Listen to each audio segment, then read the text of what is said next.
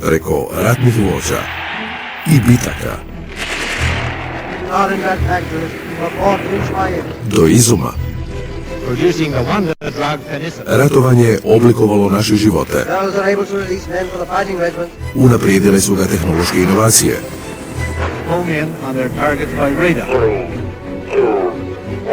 I vojnici gurnuti do ruba. Utrka za taktičkom prednošću često je odlučujući čimbenik u ratu. There's always a technological race in warfare. Sophisticated new technology. Development of the first computers. Technology has massively changed the face of warfare in the 20th century. Ova serija prikazuje i rangira najpoznatija i najutjecajnija obilježja ratovanja s inovacijama koje su promijenile pravila igre i obuzele ljudsku maštu, te u kritičnom trenutku promijenile odnos snaga. Ovo je top lista odlika modernog ratovanja.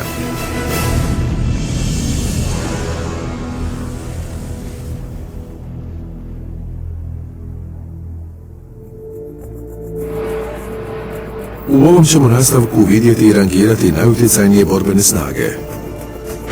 Od najinovativnije vojske u Prvom svjetskom ratu i najsmjelijih specijalnih postrojbi do najslavnijih gerilskih skupina i najmoćnije vojske na svijetu. Prva je na redu najbrojnija vojska na svijetu. U posljednjih nekoliko desetljeća oružane snage jedne zemlje istaknule su se kao potencijalna borbena sila budućnosti. Na 10. mjesto naše ljestvice kineska narodno-oslobodilačka armija.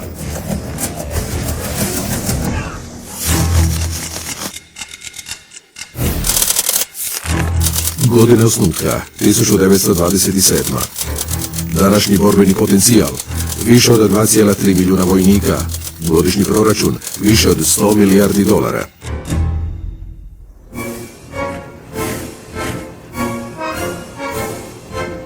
The People's Liberation Army of China is a vast organization, and it's almost bewildering in its size. Procjenjuje se da Narodno-oslobodilačka armija raspolaže s oko 3 milijuna vojnika. It is much, much larger than its equivalents in the West.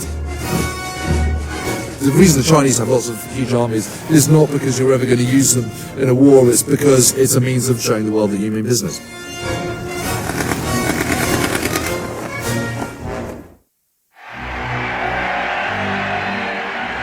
Mao Tse-tung je 1949. proglasio Narodnu republiku Kinu. U desetljeću prije toga Maova je vojska potisnula japanske okupatore i porazila nacionalističku vladinu vojsku u kineskom građanskom ratu. Tijekom hladnog rata najmnogoljudnija nacija na svijetu postala je nova svjetska supersila s jednako moćnim oružanim snagama. This rapid advancement of the People's Liberation Army, on the one hand, is to demonstrate to China's population that Beijing is able to give China what it has wanted for so long, great power status. The parades in Beijing are not a show of strength for foreign countries. They are a show, an exhibition of China's achievements for China's own population. Danas impresivna kineska vojska nije samo najmnogoljudnija, već posjeduje i najmodernije oružje. It has invested a great deal of money, expertise in missile technology. In terms of missile technology, they are very, very advanced. The People's Liberation Army is undergoing significant transformation. It is trying to modernize, it's trying to catch up with what it considers to be potential rivals. Napredna i dobro naoružana kineska vojska priprema se i za novu vrstu ratovanja. Kibernetičko ratovanje. Navodno se u ovom bezličnom neboderu u Šangaju nalazi posebni tim Narodno-oslobodilačke armije za kibernetičko ratovanje, poznat kao jedinica 61398. What's interesting is that China has a very different concept of warfare per se. For China, the cyber side of the battle space, the information war, is as much a part of warfare as soldiers on the ground. In the People's Liberation Army, there's a big push to create a very modern type military force. The use of computers, digital technologies, and so on. Whereas Western armies rely on large-scale communications, tactical links, the Chinese assume that if there were a major ground war, information would be highly contested. Osim obuke za kibernetičko ratovanje, obuka kineskih vojnika za borbu zaista je impresivna. China focuses much more on kind of basic morale, what we would call fighting spirit. There's a lot of martial arts, for example. S obzirom na njezinu rastuću snagu i napredno oružje, zašto kineska narodna oslobodilačka armija nije bolje pozicionirana na našoj ljestvici? The People's Liberation Army has not been fully battle tested. The Chinese still do not have that global reach with their army. China is to a certain extent an unknown, and I think they would agree that they're also unknown. I mean, they've never really been tested. So until you put your plans into action, you don't know quite how you're going to fare. I think it's very important to realize that China is serious about becoming a great military power. So it is a sophisticated operation that will no doubt have a great impact on the rest of the world in the next 2-3 decades. Absolutely. Kineska narodno-oslobodilačka armija na 10. je mjestu naše ljestvice. Sljedeća je jedinstvena međunarodna borbena sila. Na 9. je mjesto naše top liste francuska legija stranaca.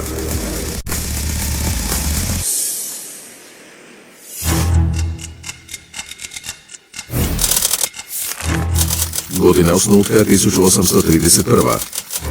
Današnji borbeni potencijal 8000 vojnika. Broj narodnosti u legiji 150. These tough paratroopers are men of the French Foreign Legion, taking part in joint maneuvers with the U.S. Air Force. The Legion has certainly extremely hardcore soldiers. They have very strong discipline. People come to the Legion for all sorts of reasons, looking for adventure, escaping the law. But the idea in the Legion is that these men need the Legion. The Legion becomes their home and their country. The Legion is your country. Legija stranaca, koja se sastoji od pripadnika svih narodnosti, osnovana je 1831. kao ogranak francuske vojske. Bila je prva borbena sila tog tipa, a međunarodni je ugled stekla u Prvom svjetskom ratu. Foreign Legion was one of the exceptionally brave and proficient units on the Western Front. It was one of the two most decorated units in the French army at the end of the First World War. They had an extraordinary leader under Colonel Paul Rollet, who eventually became the commander of the Legion after the war. Nekoliko desetljeća poslije, legija je ponovno ratovala, ovaj put sama sa sobom. Kao i u cijelom francuskom narodu, i u njoj se provjeravala odanost. Trebaju li legionari biti lojalni marionetskoj višijevskoj vladi ili slobodnoj Francuskoj kojom upravlja general Charles de Gaulle? In the Second World War, the Legion split. Some joined de Gaulle and the Free French. Others stayed loyal to Vichy. Zbog podijeljene odanosti, unutarnje se ratovanje proširilo u ratno područje u važnoj bliskoistočnoj zemlji pod francuskom upravom, Siriji. Nevjerojatno, ovdje su se legionari međusobno borili. They clashed during the invasion of Syria in 1941, so that when the French army was amalgamated in 1943, that is the Vichy army and the Free French, there was enormous tension between these two factions, and that continued to the end of the war. Nakon Drugog svjetskog rata, legija stranaca ostala je prisutna na međunarodnim bojištima. U Vijetnamu u 50-ima, a poslije je održavala mir u ratom zahvaćenoj Africi.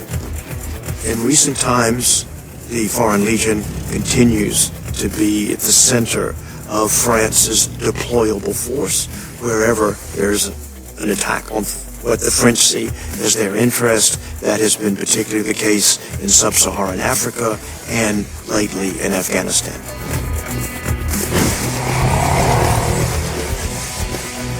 Kao pionirska međunarodna borbena sila, Legija stranaca na 9. je mjestu naše ljestvice. Slijedi najfanatičnija vojska u Drugom svjetskom ratu.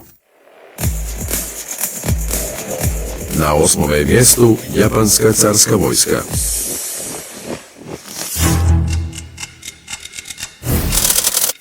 Razdoblje aktivnosti između 1867. i 1945.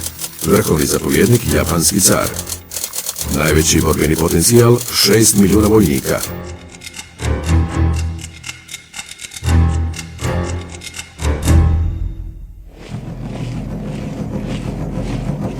The Japanese Imperial Army has a sort of a complicated mixture of a sense of honor and discipline. And of course what that means is that the battles you do undertake are unbelievably vicious, brutal and violent.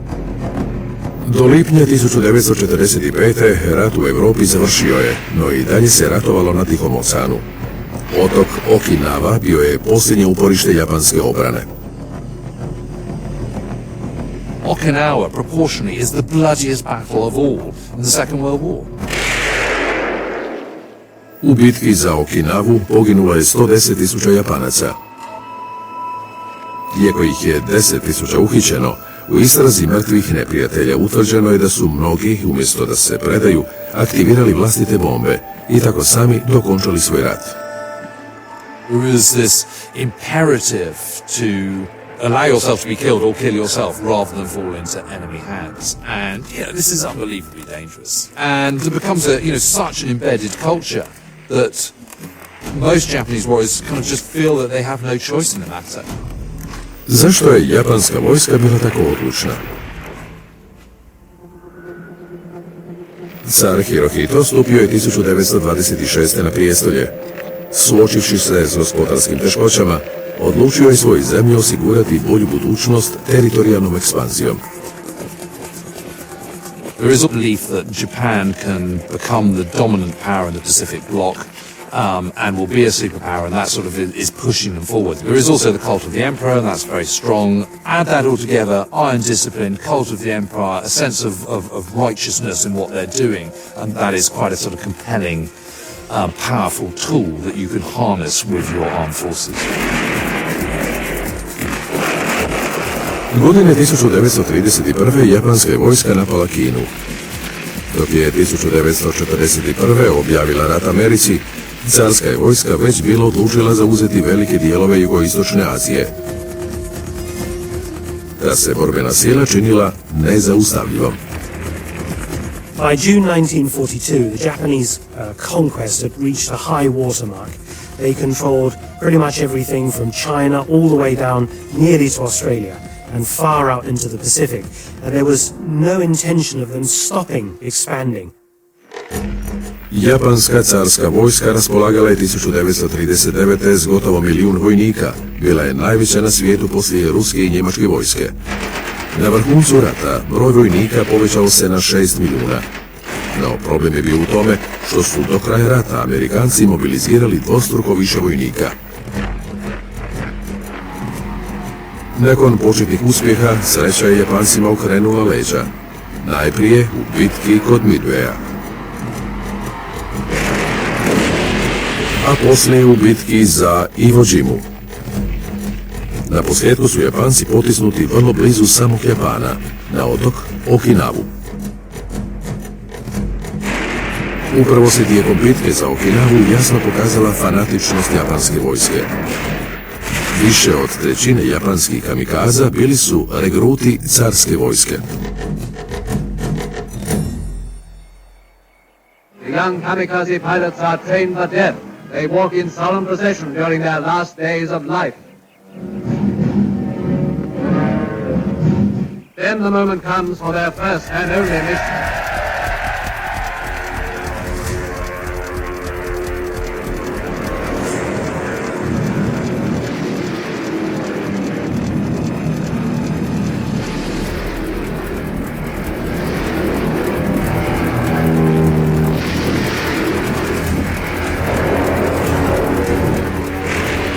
Unatoč potpunoj predanosti ratovanju, fanatizam carske vojske nije uspio spriječiti njezin konačni poraz.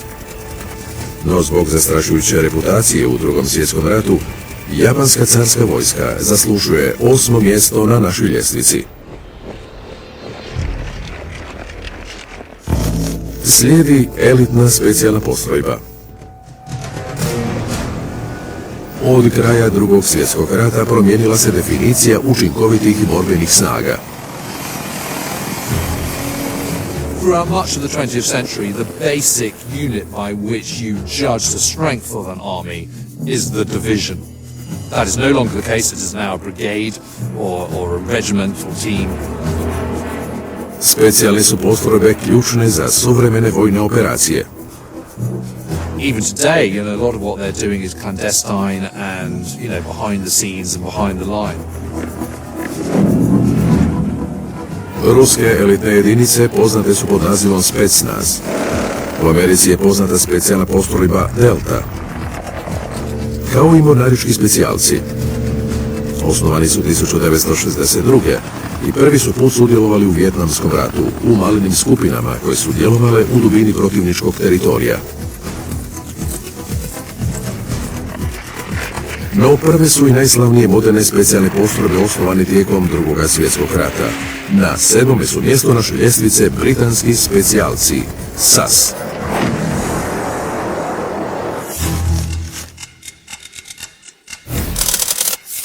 Godina osnutka, 1941. Današnja formacija, 4 glavne satnije s oko 60 vojnika. Uloge, napadi na ciljeve, prikupljanje informacija i protuterorizam.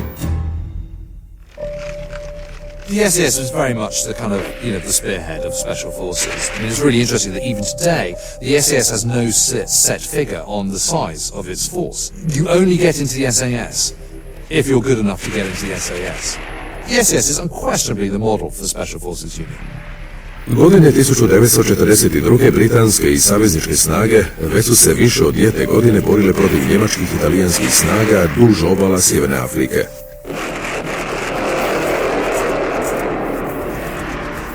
What would happen is forces would come up against one another over a sort of range of 20 to 40 miles along the coast and sort of have this huge ding-dong in the desert. Vojni zapovjednici trebali su nove i agresivne taktike.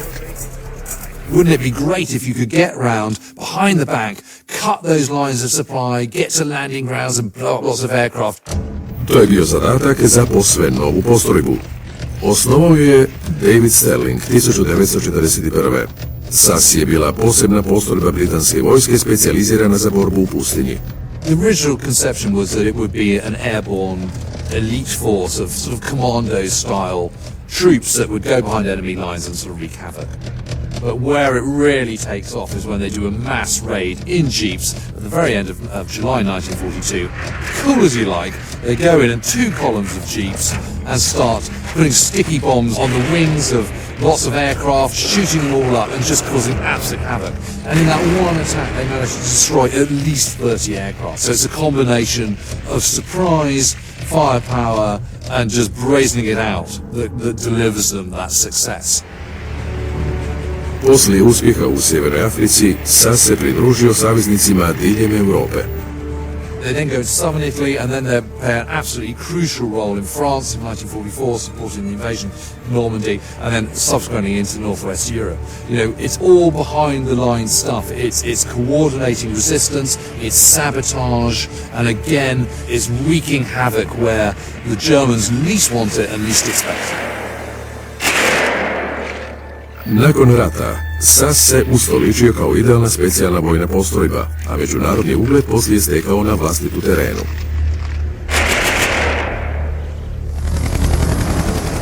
London 1980. U iranskom je veleposlanstvu u tijeku talačka kriza. Nakon što su pregovori za oslobađanje talaca propali, SAS ih je pošao spasiti. Svijet je dobio nesvakidašnju priliku vidjeti ovu postrojbu u akciji. The motto of the SAS is "Who dares wins," and it's incredibly appropriate because basically the principle is by sheer chutzpah, by ballsiness, by nerves of steel, by just being bold and going in there and giving it some, you're likely to get away with it. SAS je na 7. mjestu top liste oružanih snaga. Slijedi inovativna vojska iz Prvog svjetskog rata. Po čemu je neka vojska dobra? There's no hard and fast rule on what constitutes a good army, but key to this is for the nation whose army it is to understand their own broader strengths and weaknesses. Na početku rata 1914. Rusko carstvo mobiliziralo je više od 5 milijuna vojnika. No na kraju rata čak ni to nije bila najbrojnija vojska. Najbrojnija je 1918. bila njemačka vojska s oko 8 milijuna vojnika. No sljedeća vojska na našoj ljestvici nije bila ni najveća ni najjača u Prvom svjetskom ratu. Ali bila je najinovativnija. To je francuska vojska. Ukupan broj vojnika u ratu 8,3 milijuna. Ukupan broj stradalih 4,2 milijuna. Broj ispaljenih topovskih granata 330 milijuna. The French army was seen as extremely courageous in the war. Prije rata francuska vojska raspolagala sa 750.000 vojnika. Kad je rat objavljen u kolovozu 1914. mobilizirana su još 3 milijuna. Veliki gubici na zapadnom bojištu u prvim mjesecima rata prisilili su francusku vladu da razmisli kako će se boriti. Zapovjedna je struktura izmijenjena radi veće fleksibilnosti zapovjedništva u najtežim trenucima ratovanja. No, francuska je vojska također objeručke prihvatila novu tehnologiju.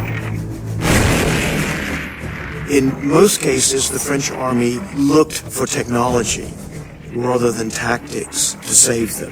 In other words, you need more artillery, you need more firepower. This is the way that you're going to be able to make the breakthrough. The French army is an army that adapted to survive. Francuzi su 1915. prvi formirali posebnu kamuflažnu jedinicu. Francuska riječ kamuflirati se znači prerušiti se. U kamuflažnoj su jedinici bili mnogi umjetnici, poznati kao kamufleri. Francuska je vojska također prva uvela novu vrstu oružja. U kolovozu 1914. bacili su bombe sa suzavcem na njemačke položaje, što je pokrenulo kemijski rat s obje strane. No osim tehnoloških inovacija, francuski vojni zapovjednici također su tražili nove načine da maksimalno iskoriste svoje teško topništvo. They were innovative. They looked at new tactics. Most of their innovation really comes from things like the rolling barrage. A creeping barrage is one of the great inventions of the war. Taktiku pokretne zapriječne paljbe prvi su put iskušali Francuzi u bitki na Somi 1916. The idea is not necessarily to kill the enemy, but to suppress their ability to fire while your infantry are crossing no man's land.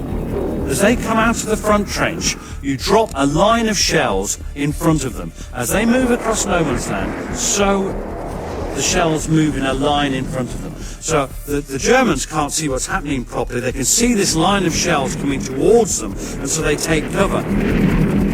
Francuska je vojska podignula tu taktiku na posve novu razinu. It's a tactical innovation that they try to use as a sort of strategic weapon to make the breakthrough. U studenome 1916. taktika pokretne zapriječne paljbe omogućila je Francuzima da zauzmu ključnu stratešku utvrdu u bitki kod Borbena, a početni napad u bitki kod Pašendala u studenome 1917. također je uključivao zapriječnu paljbu. Tijekom rata francusko je topništvo ispalilo više od 330 milijuna granata.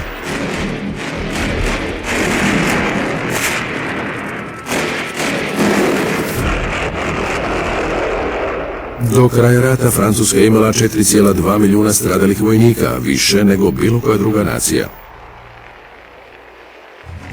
No, inovativna francuska vojska iz Prvog svjetskog rata na 6. mjestu naše ljestvice.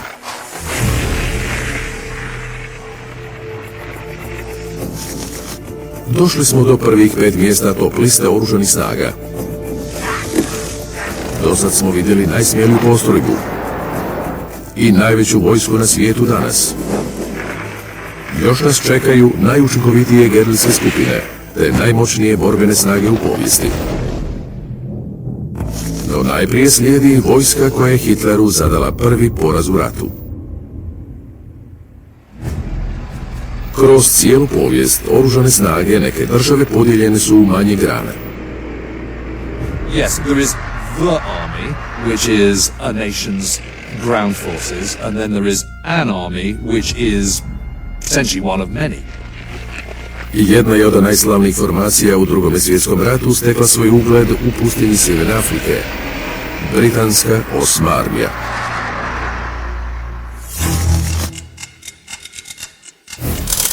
Razdoblje aktivnosti od 1941. do 1945.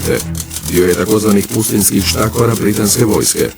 Najveći borbeni potencijal 230.000 vojnika.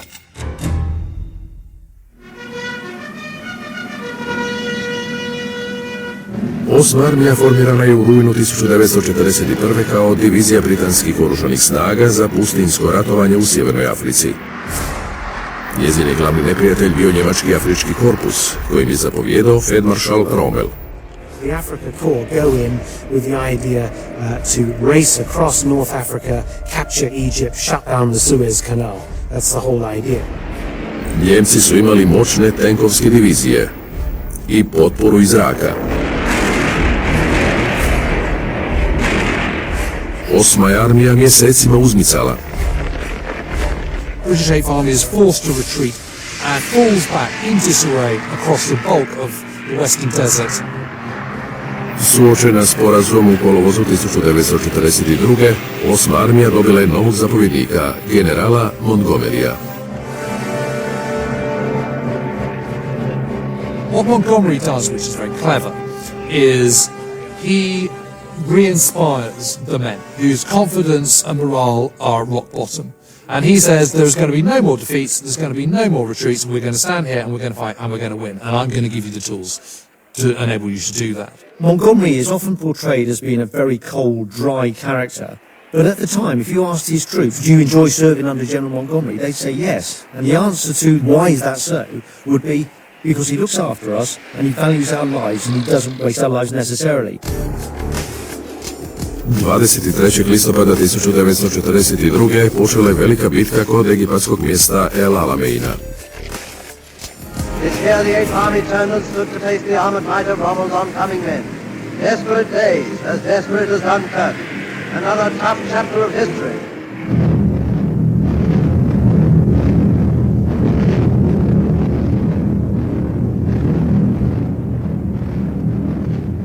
The great fortune for Montgomery is that his lines of supply, his lines of communications are only about 60 miles, whereas Rommel's are now 1,200, all the way from Tripoli.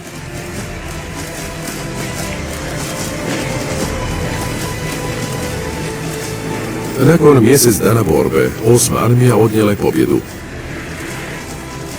A 4 mjeseca poslije, sile osovine potpuno su slomljene u Sjevernoj Africi.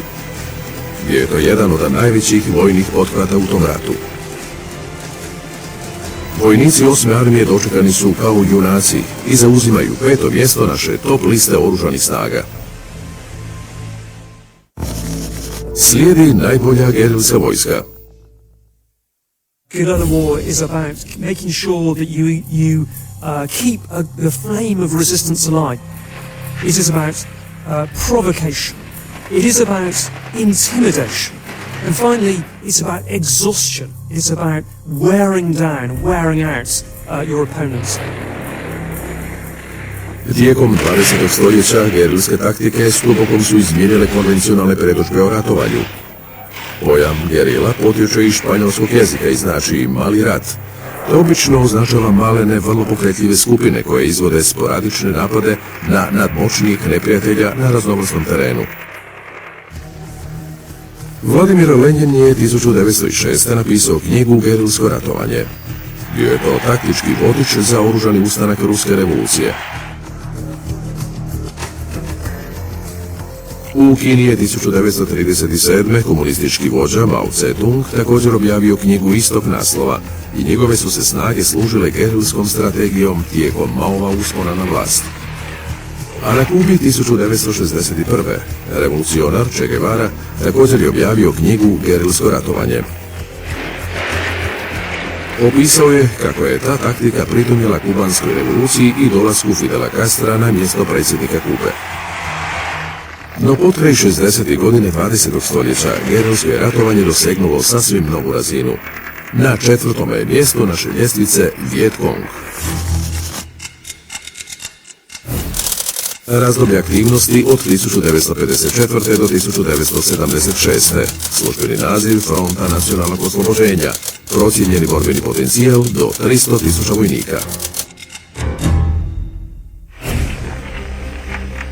Vijetkongovci su bili borci iz podzemlja u Južnom Vijetnamu koji su se borili za Ho Chi Mina, predsjednika Sjevernog Vijetnama.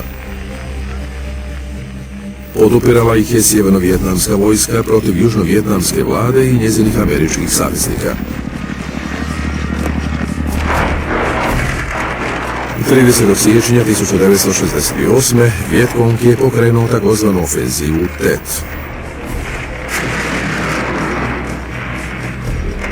The secret plan was to launch a very broad offensive across the whole of South Vietnam, which they hoped would induce a general uprising amongst the population of South Vietnam. The clever part of the Tet Offensive was that it was done without very much warning. So that's brilliant, but that's really part of what guerrilla warfare is all about. They can arise at any time, at any place. During the Tet Offensive, about 100 cities were attacked by many fighters. Veleposlanstvo SAD-a u Saigonu bilo je pod opsadom, a diljem zemlje napadani su gradovi i manja mjesta. Iako su američke i južno-vijetnamske snage s vremenom potisnule Vietkong, gerilska taktika pokazala je Amerikancima protiv kakve se vojske bore. While it seemed to be, in the end, a military victory for the Americans and the South Vietnamese allies, psychologically it was a different matter. Medijska izvješća o ofenzivi šokirala su američku javnost i dala Vietkongu dodatni vjetar u leđa. It's about wearing them out, literally keeping them on their toes so they become frightened, disorientated, and eventually, of course, by this method of wearing out, they can be annihilated, they can be destroyed in detail, they can be driven off or forced into surrender. The impact in the long term was that it demonstrated to both the United States administration and probably more importantly to the United States people that this was a war that was going to be a lot more difficult to win than they had previously imagined. From 1968 onwards, you see the support for the American war in Vietnam eroding slowly and surely. Vietkong će na posljedku pomoći odnijeti pobjedu 1975. I na 4. je mjestu naše top liste borbenih snaga. Slijedi super sila hladnog rata. It's about a show of power. It's about saying this is a country that is powerful, that has lots of rockets, lots of artillery pieces, vast numbers of tanks, huge numbers of men, and that anyone who tries to take them on does so at their peril. Na 3. je mjestu naše ljestvice sila koja je izazivala najveće strahopoštovanje tijekom hladnog rata.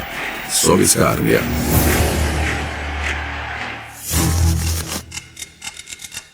Razdoblje aktivnosti od 1946. do 1991. Najveći borbeni potencijal 5,3 milijuna vojnika. Tijekom hladnog rata Sovjetski savez imao više vojnika, tenkova i nuklearnog oružja nego bilo koji drugi narod. Od 50. do 80. godina 20. stoljeća vojne parade u ruskom glavnom gradu Moskvi demonstrirali su sovjetsku vojnu moć. This is why they have the big parades in Red Square and all the rest of it, to show the peoples of the Soviet Union, but to also show the peoples of the world that this is a country that is powerful.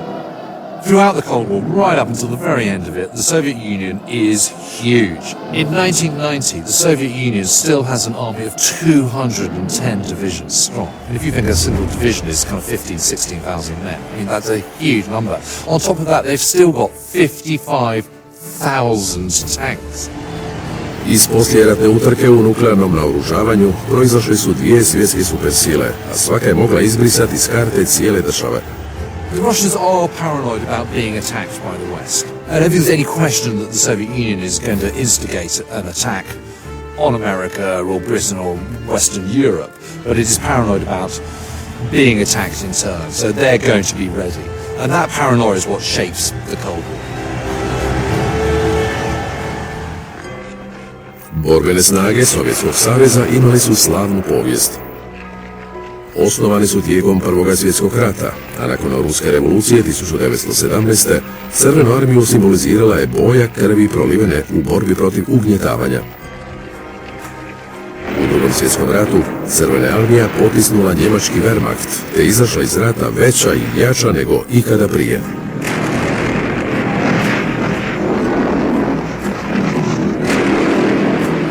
The Soviet army at the end of the Second World War is completely different from the one that begins the war in 1939. They have literally inexhaustible supplies of manpower, so it's very sort of manpower heavy, very equipment heavy, very firepower heavy. And really it's a kind of pretty much unstoppable behemoth by 1945. The figures involved are just so gargantuan it's almost unimaginable, but the Red Army in 1945 is well over 11 million strong. I mean, just enormous. Nakon rata, Rusi su 1946. promijenili ime Crvenoj armiji u Sovjetska armija. A tada je počeo hladni rat. Do 80. godina Rusija je imala najveći nuklearni arsenal u povijesti s oko 45.000 bojnih glava. Osim što je prijetnja nuklearnog rata bila vrlo realna, također je prouzročila napetu globalnu pat poziciju. But they never kind of commit to all-out war. They never have to. And that is why it's a Cold War rather than a hot war. Budući da je održavala ravnotežu snaga tijekom hladnog rata, Sovjetska armija na 3. mjestu naše ljestvice. Slijedi vojska koja je postavila standard za Drugi svjetski rat. Ta je vojska svladavala protivnike svojom snagom i brzinom. Na 2. mjestu naše ljestvice njemačka vojska u Drugom svjetskom ratu.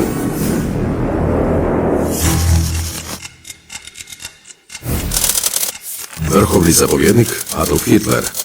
Najveći borbeni potencijal 1943. 6,5 milijuna vojnika. Ukupan broj vojnika u ratu oko 13 milijuna. The interesting thing about the German army in the Second World War is it has this sort of unrivaled reputation, particularly at the start of the war.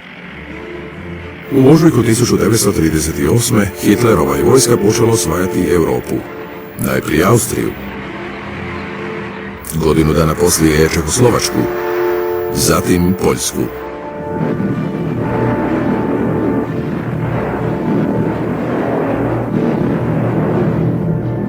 Zatim je vojska krenula na zapad i osvojila Nizozemsku, Belgiju i Francusku. Agresivna taktika na bojištu postala je poznata kao munjeviti rat Blitzkrieg.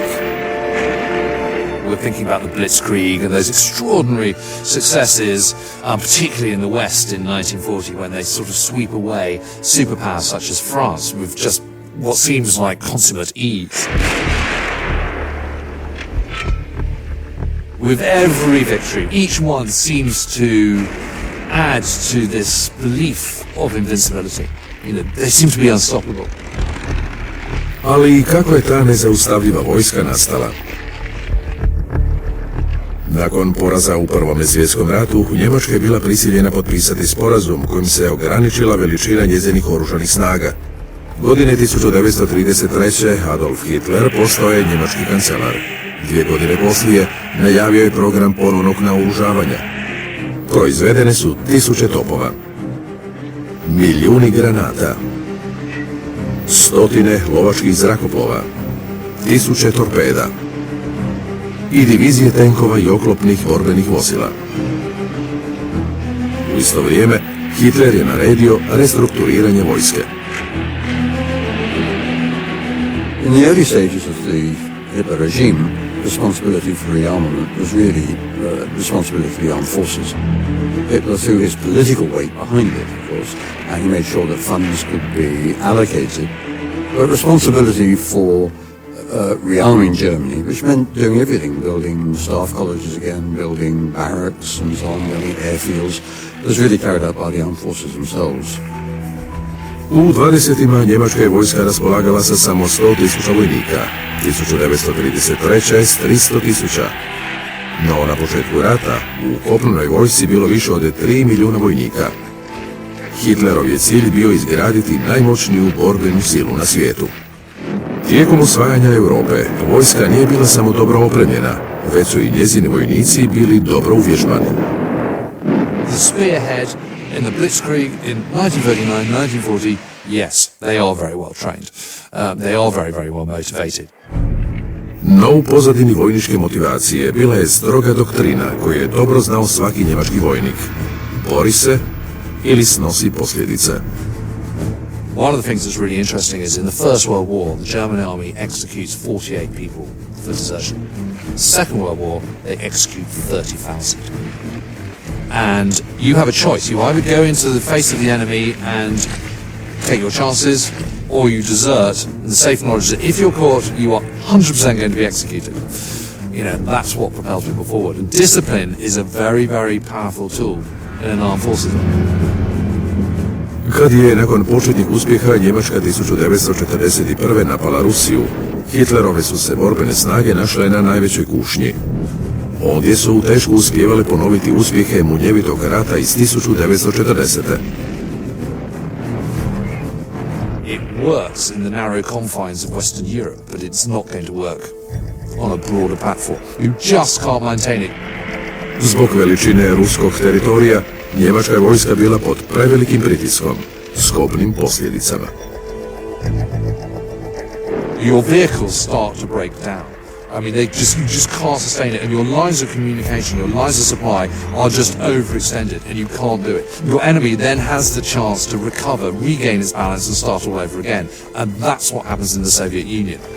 Unatoč konačnom porazu, Hitlerova je vojska postavila novi standard kao borbena sila i na drugome je mjestu naše ljestvice. Na 10. mjestu Kineska narodno-oslobodilačka armija. Na 9. je Francuska legija stranaca. Japanska carska vojska zauzima 8. mjesto. SAS je na 7. Na 6. mjestu Francuska vojska iz Prvog svjetskog rata. Britanska je 8. armija na 5. Na 4. su gerilske borbene snage Vjetkong. Sovjetska armija na 3. Na 2. mjestu Hitlerova njemačka vojska. A sad ćemo otkriti najbolje borbene snage. This is a formidable military machine.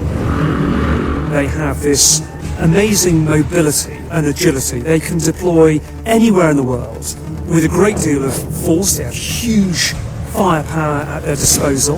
They have an incredibly experienced and in-depth intelligence capability. Na 1. su mjestu naše ljestvice oružane snage Sjedinjenih Američkih Država. Godina osnutka 1775.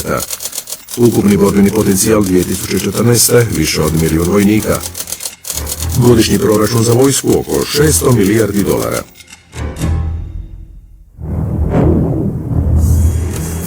The United States Armed Forces is still, without question, the most powerful fighting force in the world. In any army, there's no substitute for experience. And one thing you can say about the US Army is that it has bucket loads of that. Američka je vojska 2014. imala ukupni borbeni potencijal od više od 1 milijun vojnika raspoređenih u 150 zemalja svijeta. Iako Kina ima brojniju vojsku, američka je vojska tehnološki naprednija. The United States, they rely on using technology and mobility to compensate for lack of numbers. Militaries always seek to have an advantage over their adversary, and in the West and America in particular, they like to use technology to gain that advantage. The Americans are quite far ahead in technological terms compared to their potential competitors. Američke oružane snage raspolažu s oko 8000 tenkova M1 Abrams, te s 3/4 ukupnog broja jurišnih helikoptera u svijetu, više od 6000. A kopnenu vojsku podupiru druge grane najmoćnijih oružanih snaga svijeta, uključujući mornaricu s 10 nosača zrakoplova i zrakoplovstvo sa svim prikrivenim zrakoplovima na svijetu. Amerika ulaže u oružane snage onoliko koliko ulaže ostatak svijeta zajedno, više od $600 milijardi na godinu. A ipak njezina kopnena vojska tako moćna ponajprije zahvaljujući vojnicima. They are absolutely committed and are 100% behind the military cause and military organizations for which they fight and which they belong. They regard the president as their commander-in-chief, and they're immensely patriotic. And I think any adversary might underestimate the American armed forces. They might think they are casualty averse or unwilling to engage in wars. But I think recent conflicts have proven the American armed forces are absolutely capable and very willing to fulfill their duties. Američke su oružane snage izgrađene na desetljećima tehnoloških inovacija i iskustva. The United States Armed Forces today are a very, very capable, efficient and frankly battle-seasoned organization. Na kraju Drugog svjetskog rata imali su najveću vojsku na svijetu s 12 milijuna vojnika. Tijekom hladnog rata borili su se u Koreji i Vijetnamu, a nedavno u zaljevskim ratovima. Danas i dalje demonstriraju svoju nenadmašnu snagu diljem svijeta. Jedini je problem za američku vojsku to što svi potencijalni neprijatelji sada znaju da je ne mogu pobijediti u konvencionalnom ratu. If you have overwhelming, demonstrably overwhelming military superiority, which they have had since the end of the Cold War, very, very few powers, people, insurgents, whoever it might be, are going to fight you on your terms. The last person to try and do it was Saddam Hussein, and it ended very, very badly for him, very, very quickly. And everyone who has fought the US since looked at that and took the same conclusions. You don't fight them in the air, you don't fight them with tanks, you don't fight them with regular infantry, because if you do, you get slaughtered. Vojska SAD-a na prvome mjestu naše ljestvice. 10 borbenih snaga koje su promijenile ratovanje. 10 borbenih snaga koje su promijenile svijet.